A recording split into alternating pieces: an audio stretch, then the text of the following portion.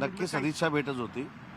मी खासदार नरेश म्हस्के साहेब आणि संजय नाहरजी आत्ताच आम्ही शरद पवार साहेबांना भेटलो. यामागचं कारण असं होतं की राज्याचा मराठी भाषेचा मंत्री मी आहे आणि दिल्लीमध्ये अखिल भारतीय मराठी साहित्य संमेलन होतं आहे. त्याचे स्वागताध्यक्ष आदरणीय शरद पवार साहेब आहेत. त्याच्यामुळे मी मराठी भाषेचा मंत्री असल्यामुळे या संपूर्ण साहित्य संमेलनाचा आढावा घ्यायला इथं आलो होतो. स्वागताध्यक्ष म्हणून त्यांना भेटणं क्रमप्राप्त आहे आणि म्हणूनच आम्ही त्यांची भेट घेतली. भेट घेऊन संमेलनाच्या बाबतीतल्या ज्या काही चर्चा होत्या त्या माननीय शरद पवार साहेबांबरोबर आम्ही स्वागताध्यक्ष म्हणून केल्या आणि ती चर्चा झाल्यानंतर आता आम्ही निघालेलो आहे.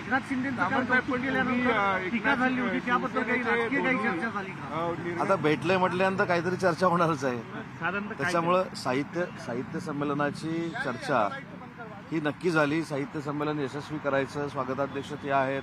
सरकार म्हणून देवेंद्रजी, एकनाथ शिंदे साहेब, अजितदादा आम्ही सोबत आहोत. हे सगळं झाल्यानंतर काहीतरी आता एवढं सगळं तुम्ही चालवताय म्हटल्यानंतर काहीतरी चर्चा होणारच ना. पण जी काही चर्चा झाली ती पहिली मी आणि नरेश म्हस्के साहेब, शिंदे साहेबांची बोलू आणि मग तुम्हाला सांगू. पण म्हणजे याचा अर्थ काहीतरी चर्चा झाली एवढं नक्की आहे. आता बघा, आमचे शिवसेनेचे मुख्य नेते आदरणीय एकनाथ शिंदे साहेब आहेत, त्यांच्यामुळे आम्ही या पदावर बसलेलो आहोत. त्याच्यामुळे शरद पवार साहेबांना आम्ही का भेटलो, तिथं काय चर्चा झाली, एकनाथ शिंदे साहेबांना शेवटी सांगितलं.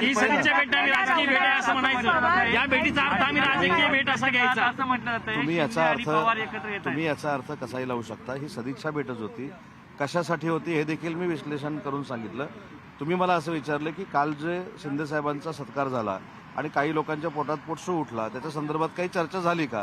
तर मी तुम्हाला असं म्हटलं की आता एवढी चर्चा झाल्यानंतर त्याच्यावर चर्चा होणारच आहे. बघून पवार यांची प्रतिक्रिया काय होती, कारण की याच्यावरती चर्चा झाली. मला असं वाटतं की ह्या गोष्टी ज्या मी बघितलेल्या आहेत किंवा नरेश म्हस्के साहेबांनी चर्चा केलेली आहे, काही गोष्टी आम्ही राजकीय निर्बंध पाळतो. तर मला असं वाटतं की आज आम्ही जी चर्चा केली ही साहित्य संमेलनाच्या संदर्भातच केली. काही रेल्वेचे प्रश्न होते, काही संदर्भात एक आनंदाची बातमी तुम्हाला सांगतो या चर्चेतली की रेल्वेनं जवळजवळ 1200 साहित्यिक प्रवास करणार आहेत आणि देशातलं पहिलं रेल्वेतलं संमेलन हे तुमच्याकडे येताना रेल्वेमध्ये होणार आहे 30 तास.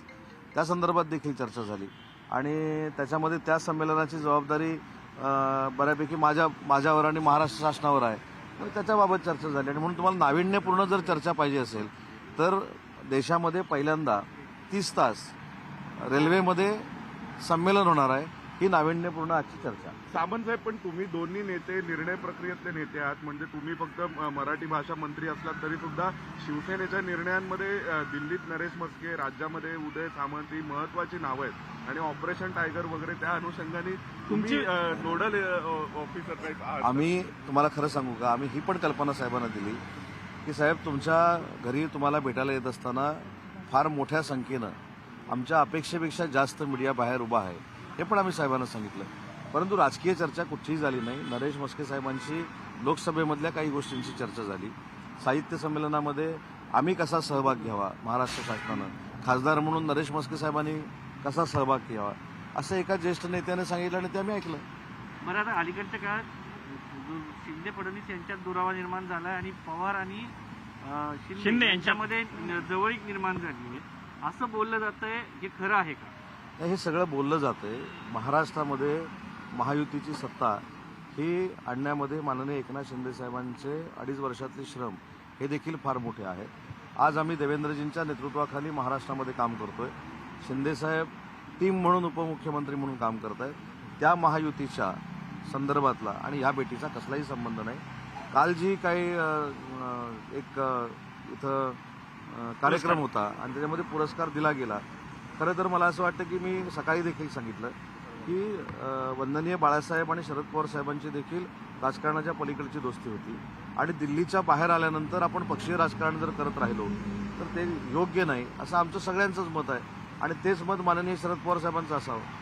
यानंतर तरी अजितदादांच्या कुरघोड्या बंद होतील असं आहे का? अजितदादांच्या पक्षाच्या कुरघोडी बंद होतील का? आता बघा, आता तुम्ही शिंदे साहेबांपुरते मर्यादित प्रश्न विचारत होता. आम्ही पवार साहेबांना भेटल्यावर आता अजितदादांसंदर्भातले विचारायला लागले. मी सांगतो की राजकीय चर्चा आणि राजकीय काही निर्णय किंवा राजकीय काही अजून घडामोडी घडवण्यासाठी आम्ही इथं अजिबात आलेलो नव्हतो. पहिल्यांदा मोठ्या ताकदीनं महाराष्ट्र सरकार अखिल भारतीय साहित्य संमेलन याचं उद्घाटन देशाचे पंतप्रधान नरेंद्र मोदी साहेब करणार आहेत आणि ज्याचे स्वागताध्यक्ष शरद पवार साहेब आहेत. या संदर्भात आमची चर्चा झाली आणि राजकीय चर्चा जर करायचीच असेल आणि जर काय सांगायचंच असेल तर झालेली चर्चा मी आणि नरेश म्हस्के साहेब आम्ही कसं जाहीरपणानं सर, सांगू. उद्या पहिली आम्ही शिंदे साहेबांना सांगू ना. काही नेत्यांना इशारा देण्याकरता ही भेट होती. गेला इशारा जाता जाता मी मगाशी हेच सांगितलं. मी हसतो एवढ्यासाठीच की दिल्लीमध्ये आल्यानंतर आमचे मराठी पत्रकार कशा पद्धतीनं आम्हाला प्रश्न विचारून अडचणीत आणण्याचा प्रयत्न करतात हे मी आज अनुभवतोय दिवसभर. कारण माझ्या राजकीय इतिहासातली दिल्लीतली सलग 4थी पत्रकार परिषद ही आहे. म्हणजे मी तसा विक्रमच केलेला आहे. पण मला असं वाटतं की या भेटीकडे कुठेही राजकीय म्हणून बघू नये. परंतु साहेबांना आम्ही जे काय ओळखतो पवार साहेबांना त्यांनी तिथे गेल्यानंतर सरकारच्या कामाबद्दल विचारलं, कशा पद्धतीनं कामकाज चालू आहे. शिंदे साहेबांनी इव्हन ही पण चर्चा झाली की शिंदे साहेब सत्कार झाल्यानंतर किती वाजता महाराष्ट्रामध्ये पोहोचले. मला असं वाटतं ही आपली राजकीय संस्कृती आहे की ज्या व्यक्तीचा मी सत्कार केला ती परत महाराष्ट्रामध्ये विमानानं गेली, ती किती वाजता पोहोचली. आता मला असं वाटतं की हा आदर्श काही लोकांनी त्यांना हे घेतला. विचारायचं असेल की रात्री अमित शहाची भेट घेतली म्हणून टायमिंग विचारला असावा. तर ती तुम्ही दाखवली असती ना. सर उद्या दिल्लीमध्ये किती वाजता कोणाची भेट घेतली तर ती आम्हाला कळण्याऐवजी पहिली तुम्हाला कळते आणि टीव्हीवर दिसते. बरं सर, काय उद्या ना आदित्य ठाकरे शिंदे फडणवीस येतायत. जवळ येत आहेत की नाही हे माहिती नाही, पण काल पवार आणि तुम्हाला शिंदे जवळ येत आहेत एकनाथ का? शिंदे यांना अवॉर्ड मिळाला, आज तुम्ही इथे आहात आणि उद्या आदित्य ठाकरे येत आहेत. तो फक्त योगायोग समजावा, त्याच्यामध्ये बाकी काही नाही. परंतु आजची साहेबांची भेट ही मराठी साहित्य संमेलनाच्या संदर्भातली होती. बरं पवार आणि शिंदे जवळ येतात असं म्हणायचं. तर मगाशी मी उत्तर दिलं ना की महाराष्ट्रामध्ये महायुतीच्या सरकारमध्ये आहोत. देवेंद्रजींच्या नेतृत्वाखाली टीम म्हणून एकनाथ शिंदे साहेब, अजितदादा आम्ही सगळे काम करतोय. त्याच्यामुळे तुम्ही या भेटीकडे सूत्रांचा हवाला देऊन बघू नये हीच माझी विनंती आहे. Thank you so much Uday Samant साहेब. तुमचा हवाला सांगा ना. आणि उदय सामंत, नरेश म्हस्के यांनी राष्ट्रवादी काँग्रेसचे सर्वेसर्वा शरद पवार यांची भेट घेतली. त्या भेटीनंतर या भेटीत नेमकं काय झालं या विषयाला घेऊन माध्यमांच्या वतीने फार वेगवेगळी प्रश्न त्यांना विचारण्यात आली.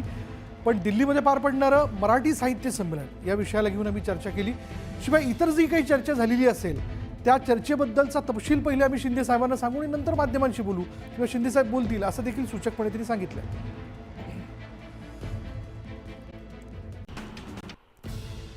एक महत्त्वाची बातमी. उपमुख्यमंत्री एकनाथ शिंदेंना महादजी शिंदे राष्ट्रगौरव पुरस्काराने सन्मानित करताना महाराष्ट्र सदन सभागृहात उद्धव ठाकरेंच्या शिवसेनेचे खासदार संजय दिना पाटील यांनी आवर्जून उपस्थिती लावली होती. यावेळी त्यांनी टाळ्या सुद्धा वाजवल्या होत्या. यावर संजय राऊत साहेब काही बोलणार का असा सवाल मनसेकडून विचारला जातोय.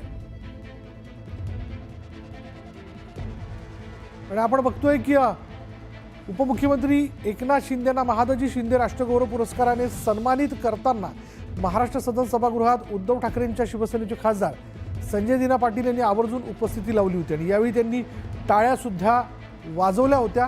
यावर संजय राऊत साहेब काही बोलणार का असा सवाल मनसेकडनं विचारला जातोय. एकीकडनं संजय राऊतांनी